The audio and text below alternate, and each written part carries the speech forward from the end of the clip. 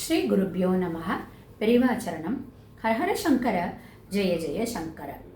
அர்த்தமுள்ள இந்து மதத்திலிருந்து தான் நம்ம பார்த்துட்டு இருக்கோம். உன்னையே நீ அறிவாய் அப்படின்னு கடிவாளம் அப்படிங்கிற டாப்பிக்கில் தான் பேசிகிட்டு இருக்கோம். அதாவது எல்லாத்தையும் பண்ண வைக்கக்கூடியது மனது தான். உன்னை புரிஞ்சுக்க வைக்கக்கூடியதும் மனசு தான். உன்னை புரியாமல் பண்ணுறதும் மனசு தான்.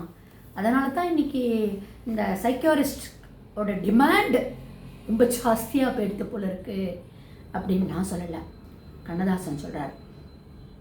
அதுதான் திருமூலர் தன்னுடைய திருமந்திரத்தில் சொல்லக்கூடியது என்ன அப்படின்னா, தன்னை அறிய தனக்கொரு சேடில்லை, தன்னை அறியாமற் தானே கெடுகின்றான், தன்னையே அறியும் அறிவை அறிந்த பின் தன்னையே அர்ச்சிக்க தானிருக்கத்தான். உன்னை தெரியாத உன்னையே நீ அறிஞ்சுக்காத போது கெடுகிறான். நீ பேட் வழியில் போகிற. உன்னையே நீ அறிஞ்சுன்றதுக்கப்புறமா, உன்னையே நீ அண்டர்ஸ்டாண்ட் பண்ணின்றதுக்கப்புறமா தன்னையே அர்ச்சிக்க துவங்குகிறான். உன்னை நீயே வர்ஷிப் பண்ண ஆரம்பிச்சிடுவ அப்படின்னு சொல்லிட்டுன்னு, தானே தனக்கு பகைவனும் நண்பனும், தானே தனக்கு மறுமையும் இம்மையும், தானே தான் செய்த வினை பயன் துய்பானும், தானே தனக்கு தலைவனும் ஆவாமே அப்படின்னு திருமூலர் திருமந்திரத்தில் சொல்கிறார். நீதான் உனக்கு பகைவன், நீதான் உனக்கு நண்பன், அதாவது உன்னோட மனசு தான். நீதான் உனக்கு மறுமை, நீதான் உனக்கு இம்மை. தானே தான் சொல் வினை பயன், உன்னுடைய எண்ட் ரிசல்ட் உன்னால தான். உனக்கு கிடைக்கக்கூடிய நல்லதும் உன்னால தான். அப்போ எல்லாமே உன்னுடைய மனதனால தான். அதான் உன்னுடைய உடம்பு கலங்கப்பட்டு இருக்கலாம், உன்னுடைய உடம்பு டர்ட்டியாக இருக்கலாம், ஆனால் மனது கலங்கப்படாமல் இருக்கிற போச்சே உன்னுடைய எண்ணங்கள் பியூராக இருக்கும். அந்த எண்ணங்கள் தாட்ஸ் நல்லா இருக்கிற போச்சே ஒரு பாசிட்டிவ் வைப்ரேஷன் கொடுக்கும். அப்போது எப்படி சொல்கிறாருன்னா கண்ணதாசன், ஒரு கண்ணாடி முன்னாடி நின்றுண்டு நம்ம பிம்பத்தையே நாம் பார்த்துண்டு, நான் ரொம்ப ஜாகிரதையாக இருக்கணும், நான் ரொம்ப மரியாதைக்குறையாமல் ஒரு மரியாதைக்குள்ள ஒரு ரெஸ்பெக்டபிள் பர்சனாக நான் இருக்கணும் அப்படின்னு ஒரு டெய்லி சொல்லிகிட்டே வர வர வர அதுவாகவே நம்ம மாறிடலாம் அப்படிங்கிறார். எப்போ மனிதன் தன்னையே புரிஞ்சுக்கிறானோ அப்போ புடம் போட்ட தங்கம் போல ஆகிடுறான் அப்படின்னு சொல்லிட்டுன்னு மகாபெரிவாளுடைய கோட் பண்ணுறார் கண்ணதாசன். நம்ம எல்லாருக்கும் தெரியும், ஒரு நாத்திகனாக இருந்தவர் மகாபெரிவாளுடைய அருள்னால ஒரு கடவுள் நம்பிக்கையோட அந்த அர்த்தமுள்ள இந்து மதத்தை எழுதினார்.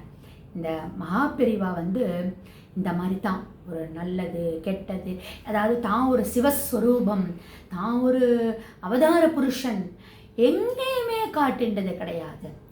தன்னுடைய ஒருத்தன் நிறைய தடவை சொல்லியிருக்கேன் நான், ஒருத்தன் கீரையை 2-3 நாள் கண்டினியூஸாக சமைச்சிட்டான் அப்படின்னா சாணி கரைச்சலை சாப்பிட்டா, ஆஹா என்னுடைய நாக்கு ருசியை கண்டுடுத்து அப்படின்னு சொல்லிட்டேன். அப்படி மனசை கண்ட்ரோல் பண்ணிட்டு இருக்கிற பொறுச்சே தான் நம்ம ஞானிகளாகிடும், ஒரு புடம் போட்ட தங்கமாக மாறிடுறோம்.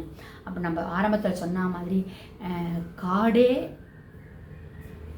வீடாயிடும் மனசு கண்ட்ரோல் இருந்துன்னா. மனசு கண்ட்ரோல் இருந்து இல்லைன்னா வீடே காடாயிடும்.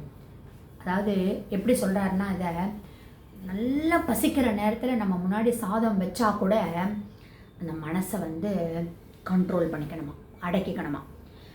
பணம் கையில் அப்படியே கொட்டுறது, பேரை குறைய பிச்சுட்டு கொட்டினா கூட அது எனக்கானது அல்ல, இது எனக்கான பணம் அல்ல அப்படின்னு நீ உன்னோட மனசை கண்ட்ரோல் பண்ணிக்கணுமா.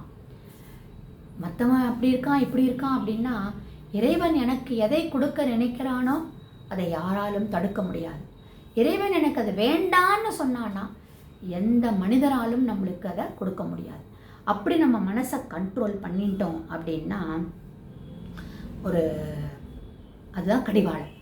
உன்னையே நீ அறிவாய் அப்படின்னா ஒரு சின்ன ஒரு கதை மாதிரி இருக்க பாருங்களேன். ஒருத்தன் ரொம்ப உடம்பு சரியில்லை, அவனுக்கு வியாதி இருந்துகிட்டே இருக்குது. என்னெல்லாமோ ட்ரீட்மெண்ட் பண்ணி பார்த்துட்டா அவனுக்கு ஒன்றுமே க்யூரே ஆகலை. ஒரு சித்த வைத்தியன் கிட்டக்க போய் இந்த மாதிரி எனக்கு இந்த மாதிரி நோய் இருக்குது, இவ்வளோ நான் பண்ணினேன், என்னால் ஒன்றுமே பண்ண முடியல, நீங்கள் தான் இதுக்கு ஒரு தீர்வு சொல்லணும் அப்படின்னு அந்த சித்த வைத்தியன் வந்து ஒரு லேகியத்தை கொடுக்குறாரு. அந்த லேகியத்தை கொடுத்தோடனே அவன் உடனே கேட்குறான், இந்த சித்த வைத்தியத்திலலாம் பார்த்தா அந்த பத்தியம்லாம் நிறையா இருக்கணும், இப்போ இந்த நான் லேகியம் சாப்பிட்ற போச்சு நான் என்ன பத்தியமாக இருக்கணும் அப்படின்னு அவன் கேட்டபோது அந்த வைத்தியர் சொன்னாராம், இந்த லேகியத்தை நீ சாப்பிட்ற போச்சு குரங்க நீ மனசில் நினச்சிக்கவே கூடாது அப்படின்னு சொல்லிட்டு அனுப்பிச்சிட்டார். இவனுக்கு அந்த லேகியத்தை எடுத்து சாப்பிடணுன்றான், நினைக்காதேன்னு அவர் சொன்னதை மறந்துடணும். ஆனால் எப்பெல்லாம் அவன் லேகியத்தை எடுக்கிறானோ அப்பெல்லாம் குரங்கு ஞாபகம் தான் அவனுக்கு வந்தது. அதனால் லேகியத்தையே சாப்பிடலை, வியாதி முத்தி போயிடுது. என்ன அர்த்தம்? உன்னுடைய மனசு பண்ணாதேன்னு சொன்னால் அதை கேட்கறது, பண்ணுன்னு சொன்னாலும் அது கேட்க மாட்டேங்கிறது. அப்போ உன்னுடைய மனசு நீ கண்ட்ரோலில் வச்சுட்டோம்னா, அந்த கடிவாளத்தை போட்டு வச்சுட்டோம்னா நம்ம உன்னையே நீ அறிவாய் அப்படின்றா. அதுதான் மனது வந்து எதற்கும் கேட்கும், யாரிடமும் கேட்கும். ஆனால் நீ சொல்கிறத கேட்டு நீ சொல்கிறபடி அதை நடந்துட்டோம் அப்படின்னா நாம் ராஜா. மனது நம்மளோட கண்ட்ரோலில் இருந்ததுன்னா நாம் அதுக்கு ராஜாவாயிடும்.